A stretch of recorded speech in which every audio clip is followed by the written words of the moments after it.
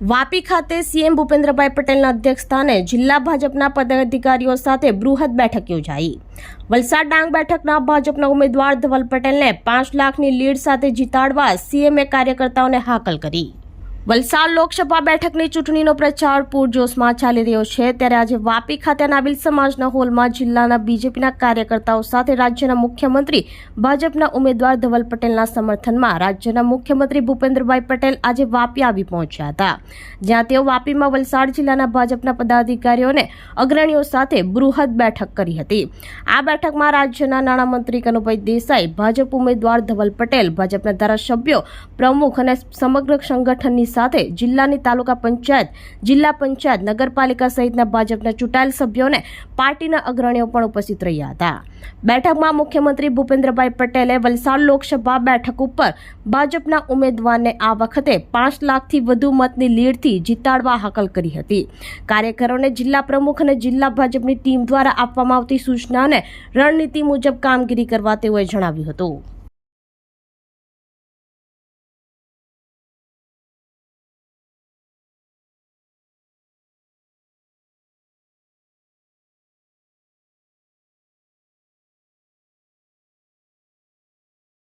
અત્યારે આપણે આ કરીએ છીએ ત્યાં આગળ આપણા જેટલો વિકાસ ડેવલપમેન્ટ ત્યાં થયું છે, લોકો જોઈ શકે એવું છે, લોકો સુધી પહોંચ્યું છે આપણું, અને એનો વિશ્વાસ વધતો જાય છે। ભારતીય જનતા પાર્ટી ઉપર વિશ્વાસ વધવાનું કારણ એમણે જોયું છે, એમને અનુભવ્યું છે, પોતે એટલું જોયું નથી, અનુભવ્યું છે પોતે, ત્યારે આપણે થાય છે। બાકી આ લોકસભાનું ઇલેક્શન અને લોકસભાના ઇલેક્શનમાં કાલે હું જ્યાં આગાડી મારી પોતાની વિધાનસભા ભરતભાઈ ચાણક્યપુરીની સભા હતી રોડ ઉપર, ત્યાં આગાડી જેને કહેવાય કે ભણતર ત્યાં ઓછું હશે, ત્યાં આગાડી પણ મેં અર્થતંત્રની વાત કરી કે અત્યાર સુધી ઇતિહાસમાં તમે જોઈ લેજો કે આપણે જ્યારે લોકસભાનું ઇલેક્શન આવે ને તો આપણને એમ થતું હોય, આપણા શબ્દો આપણી ચર્ચાઓ શું હોય તો કે આપણા અર્થતંત્રનું થશે શું, આપણા દેશનું શું થશે ને ઇન્કમ થવાની છે।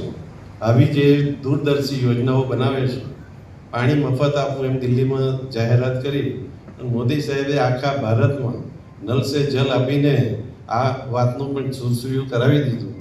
એટલે આપણા જીવનમાં રોટી કપડા ઓર મકાન મહત્વના છે, પરંતુ સાથે સાથે વીજળી અને પાણી પણ એટલા જ મહત્વના છે, અને એની સાથે સાથે પાણીનો નિકાલ અને કચરાનો નિકાલ પણ ઘણો મહત્વનો છે। ત્યારે આપણા મુખ્યમંત્રીશ્રીએ એસટીપી અને ઘન કચરાના નિકાલ માટેની પણ સુંદર યોજના આ બજેટમાં રજૂ કરી છે।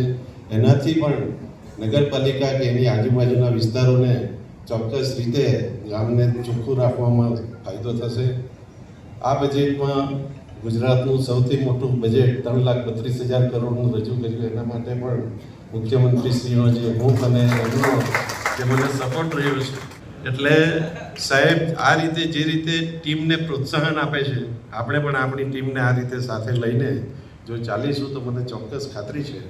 આપણી સંકલ્પ ન્યૂઝ ચેનલને સબસ્ક્રાઇબ અને લાઇક કરો, બેલ આઇકન દબાવો, જેથી આવનાર ન્યૂઝ અપડેટ્સની નોટિફિકેશન આપના મોબાઈલ પર સૌથી પહેલા પહોંચે। Like, subscribe and share the video.